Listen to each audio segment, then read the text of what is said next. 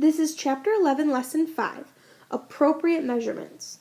So, there's a few things you need to look at when you're looking for appropriate measurements. They're going to give us a bunch of different numbers to solve, and we need to choose between the mean, median, and mode to figure out which one is the best. So for instance, if the data has no extreme values or outliers, we would use the mean. If the data has no extreme values and there are no big gaps in the middle of the data, we would use the median. With mode, data have many repeated numbers.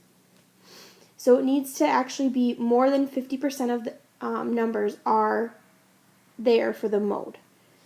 So when I look at these, mean, median, and mode, I need to figure out which one's the best. Most of the time, if there are no extreme outliers, we would be using the median. So let's look at an example. Your code for this lesson is Cinderella. Let's look at an example. This example can be found on 846, letter A. We need to figure out if we need to use mean, median, or mode to solve this. The first thing for mean is we want to see if there's any major outliers. Well, I don't see any number that is extremely different than the others, so we could use the mean. Then let's look to see if we can use the median.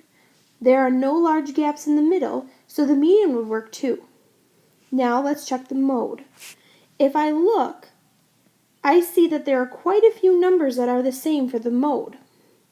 That leads me to believe that mode would be the best choice because it also is the easiest to find.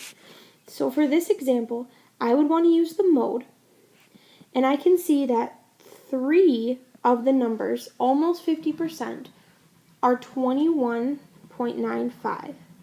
So I know that that would be my answer using the mode. We will go through many more examples in class to get the feeling of whether to use mean, median, or mode.